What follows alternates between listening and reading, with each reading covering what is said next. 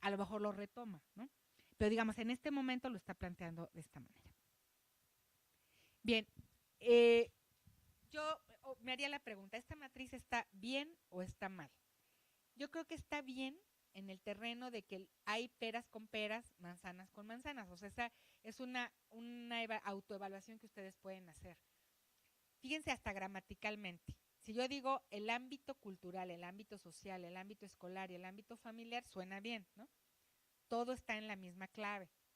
Si yo digo hábitos, intereses, gustos, actitudes y motivación del estudiante, todo quedó bien, todo quedó alineado, ¿no? Entonces, bueno, vamos a observar otra de las matrices como ejemplo. Perdón, esto es muy interesante. La misma compañera desarrolla, fíjense, otra matriz en la que ya insertó preguntas en los ejes que está eligiendo para observar en su diagnóstico. Fíjense cómo cruza el cultural con los hábitos y la pregunta es, ¿cómo puede influir la cultura de los alumnos en el desarrollo de un hábito? ¿No? Esa es una gran pregunta, una pregunta todavía muy amplia que puede afinarse. Ahí podrían salir múltiples preguntas sobre la cultural y los hábitos, ¿no? Por ejemplo, eh, suele, ¿cómo suelen pasar el tiempo si me voy a lo familiar, incluso como un cruce entre familia y cultura, ¿verdad? Eh, yo podría decir, la cultura familiar tiene que ver con qué cosas consumen, por ejemplo, televisión. ¿Cómo pasan el tiempo las familias? ¿Cuáles son sus pasatiempos? Entonces yo podría preguntar, una pregunta muy específica que está en el cruce de cómo influye la cultura. O sea, si yo la desgloso en pequeñas preguntas, yo podría decir, ¿cómo pasan el tiempo estos estudiantes? ¿Cuáles son las cosas que suelen hacer? Y si yo cuento el tiempo que le dedican a ver televisión, chatear, platicar con amigos, jugar o practicar algún deporte, etcétera, ahí estoy desglosando elementos que tienen que ver con la cultura juvenil, por ejemplo, ¿no? Claro, desde cierta noción de cultura. O sea, eso va a depender mucho de qué autores ustedes consulten para afinar las preguntas que puedan ir poniendo en los ejes. En este momento recuerden que es un primer acercamiento muy empírico. Entonces las preguntas ahorita suenan bien, o sea, son preguntas que dices, bueno, ya me están aclarando. Esas se tienen que afinar todavía, ¿no? Vamos a la segunda. ¿La cultura puede ser un factor para el desarrollo del interés por la lectura? Uno diría, bueno, pues yo la contesto y digo sí, ¿no? Pero entonces no me está abriendo las posibilidades para poder indagar. Ahí tengo que desglosarlo. Por ejemplo, ¿cuáles son los intereses que se fomentan en los jóvenes mexicanos, ¿no? O en los jóvenes jaliscienses, digamos, a través de programas culturales? ¿Existen? ¿Cuáles existen? Pero fíjense, cuando lo pregunto así de abierto, parece que no lo estoy, como a quién se lo estoy dirigiendo. O sea, eso sería como para, me voy a la Secretaría de Cultura de Jalisco, veo cuántos planes hay, cuántos estudiantes participan o cuántos jóvenes, y lo contesto como en abstracto, ¿no? Como si no estuviera en mis estudiantes. Si yo tengo que hacerme la pregunta en mis estudiantes, yo preguntaría algo como, tal cual, lo voy a pensar ya en clave de a los muchachos, ¿cómo les voy a preguntar? Yo les diría, eh, ¿te gusta leer? Perdón, ¿te has interesado o qué te interesa leer? Y probablemente algunos me contesten el periódico, la sección de deportes. O alguien me diga, a mí me gustan los cómics. O alguien diga, pues a mí me gustan los cuentos. O alguien diga, a mí me gusta la novela. ¿Sí? Y entonces yo podría decir, ¿y desde cuándo te gusta? Perdón, estoy cambiando el factor. ¿Desde cuándo te interesó? ¿Cuándo fue la primera vez que recuerdas haberte interesado por leer? Se fijan, estoy empezando a convertir el cruce en preguntas directas. ¿Cómo le voy a preguntar al estudiante de manera directa algo que tiene que ver con ese recuadro? ¿Sí? Muy bien, bueno, la matriz está desarrollada en ese sentido. Yo lo que le diría a esta estudiante es, las preguntas están bien porque son preguntas que ya me orientan, pero las tengo que convertir a la clave de al que se lo voy a preguntar. ¿Quién me puede decir esa información? A lo mejor hay cosas que contesto documentalmente, como les decía yo en la Secretaría de Cultura, pero es mucho más interesante preguntárselo a mis estudiantes, que son como los que me van a dar más pistas sobre sus hábitos, sobre sus intereses. Incluso aunque los autores que consulte yo me digan algo sobre eso, el dato más rico siempre va a ser el del diagnóstico, ¿no? Cuando ya tengo a mis muchachos, pueden ser los de mis grupos, pueden ser los de la prepa, pueden ser los de 3 prepas, o sea, eso ustedes lo van a delimitar, ¿no? O sea, con su asesor.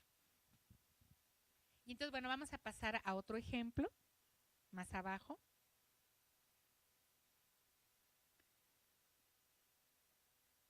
Fíjense aquí cuál es la pregunta.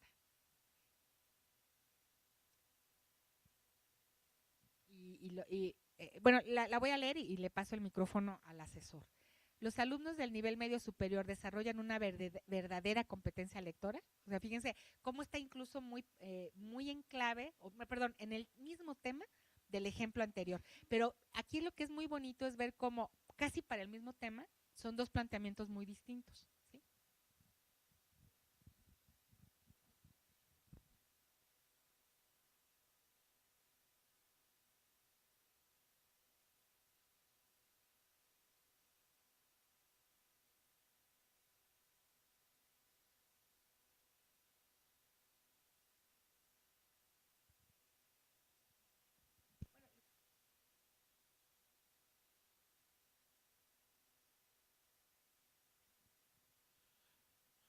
Bueno, un paréntesis, los ejemplos se van a subir en la plataforma para que los puedan ver más a detalle, ya que igual a lo mejor en la transmisión del video no se alcanza a apreciar claramente todo lo que se dice.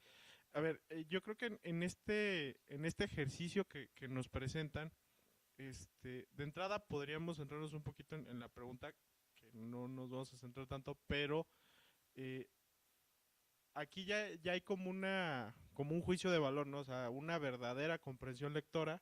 Bueno, de entrada, ¿qué significa una verdadera comprensión lectora? No, o sea, yo creo que hay como claridad en qué es lo que quiere saber, pero ya de por sí ya nos está diciendo ahí que no hay una comprensión lectora, ¿no? O sea, la comprensión lectora está o no está, hay o no hay, es verdadera o es falsa, bueno, ahí ya hay como un juicio de valor que habría que tomar en cuenta para poder replantear esta pregunta.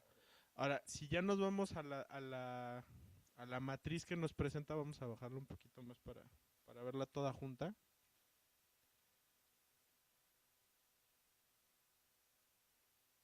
Eh, si se fijan, el abordaje que se le hace en la parte de los procesos cognitivos, o que podrían ser como las escalas desde las cuales las va a estar viendo, se centra en los procesos cognitivos. Entonces, está entrando la propuesta de esta matriz como muy centrada hacia los procesos que el estudiante tiene que generar. Entonces podríamos identificar al sujeto en la parte de los procesos cognitivos y la competencia lectora, cómo la va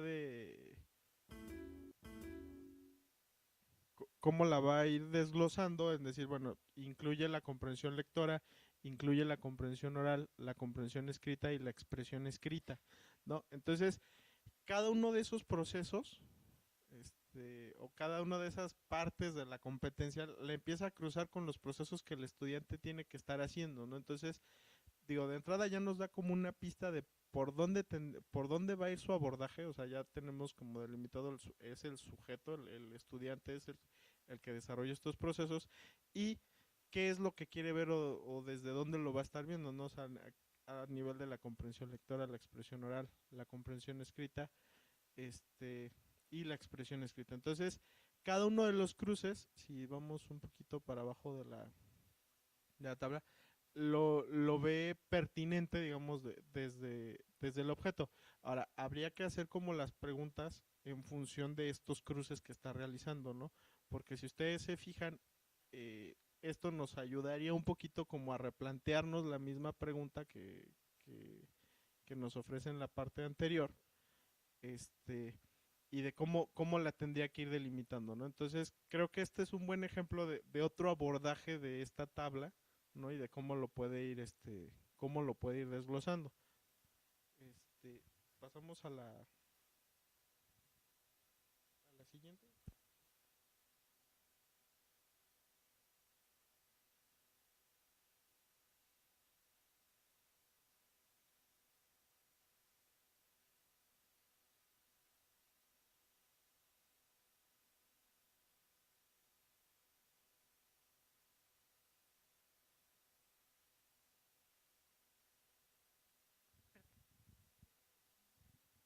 tenemos otro ejemplo en pantalla.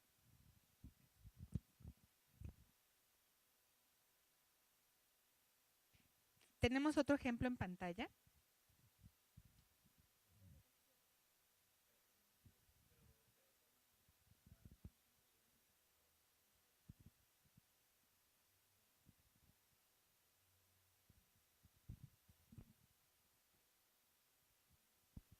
Entonces, tenemos ahorita un ejemplo que está planteándose cómo las tecnologías influyen en el aprendizaje.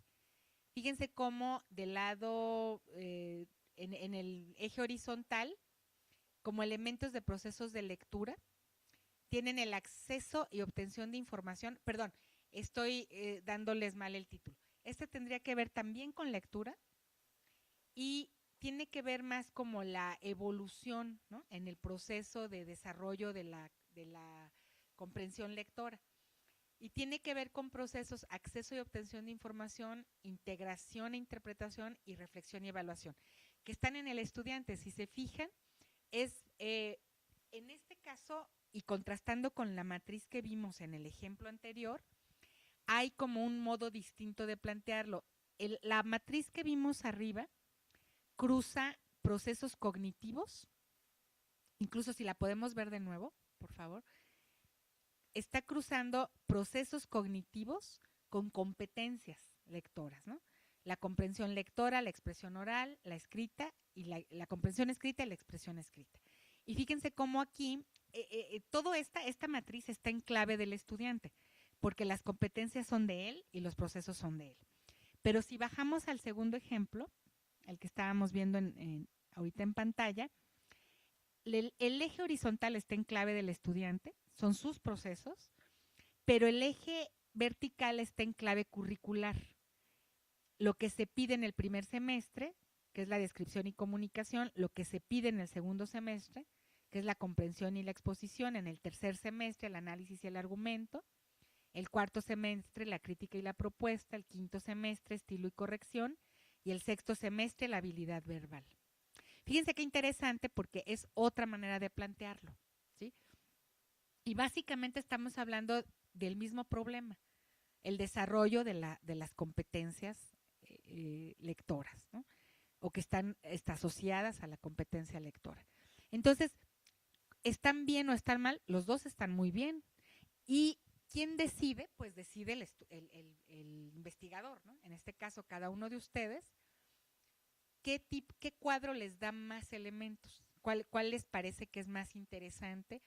Esto tiene mucho que ver con lo que va a seguir, que es lo que vamos a comentar en un momento más, porque cuando uno ya revisa literatura y encuentra, se identifica uno con un autor que toca las cosas de una manera similar a como la estamos planteando, pues puede ser que nos identifiquemos y que decidamos por una de las vías, ¿no?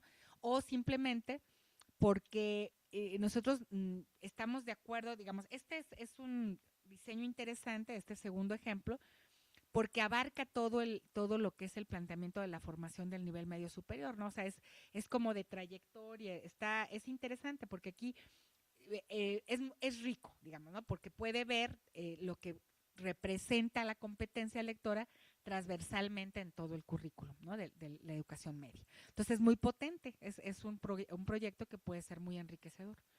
Entonces, bueno, si pasamos al siguiente ejemplo, no, desde el principio de la matriz. También es competencia lectora. Bueno, es otra, me gustaría verlo también para que ustedes vean cómo hay otra manera de plantearlo. Fíjense cómo este está bien interesante porque está en clave. El eje horizontal, ahorita lo van a ver, está denominado como ejes de enseñanza: la comunicativa, la didáctica y la pedagógica. ¿Sí? ¿Qué es lo que está en la línea superior? Y los ejes de competencia del objeto de estudio, o sea, la competencia son la recuperación de información en un texto,